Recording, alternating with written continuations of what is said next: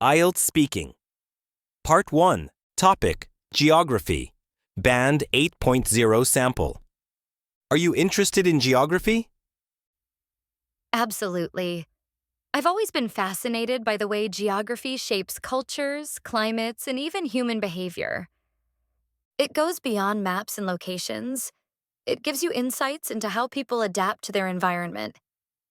For example, I recently read about how desert communities in the Middle East use architectural designs to keep cool without electricity. Did you study geography at school? Yes, I did, though I must admit it wasn't taught in the most engaging way. We mostly memorized facts and locations, rather than exploring how geography affects the real world. I would have loved to learn more about natural disasters and how they impact global migration patterns. Do you think geography is important? Without a doubt, understanding geography is key to understanding world issues like climate change, urbanization, and resource distribution. It gives people a broader perspective on global challenges and encourages critical thinking.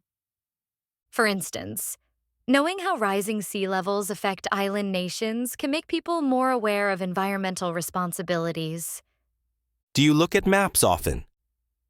Yes, quite often, especially when I'm planning trips or just curious about a place I hear about in the news.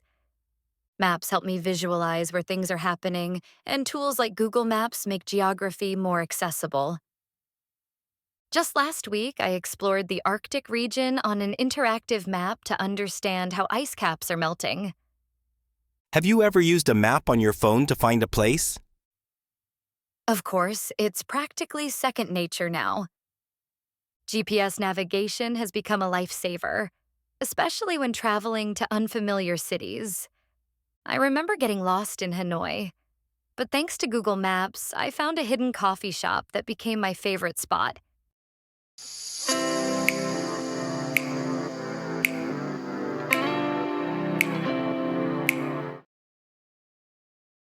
IELTS Speaking. Part 1. Topic: Name. Band 7.5. Do you like your name? Yes, I do. Over time, I've grown quite fond of it because it carries both personal and cultural significance. Initially, I thought it was quite common, but now I appreciate how it reflects my family's hopes for me. Whenever someone compliments the meaning of my name, it gives me a sense of pride.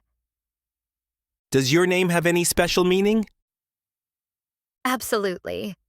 As I mentioned, Min means bright or clear, symbolizing wisdom, and Anj implies beauty or grace. Vietnamese parents usually choose names based on positive traits they wish their child to embody. My parents told me they chose Min An, hoping I would grow up to be both smart and kind-hearted. Is your name common or unique in your country? It's fairly common, especially among girls of my generation. Certain names become trendy during particular periods, often influenced by popular figures or cultural trends. In fact, I had two classmates named Min An when I was in high school. Would you ever change your name? Not really. I feel like my name is a part of my identity, and changing it would feel like erasing a piece of myself. Unless there's a compelling reason, such as moving abroad and facing pronunciation issues, I wouldn't consider it. A friend of mine changed her name for work overseas, but I think I would just stick with mine.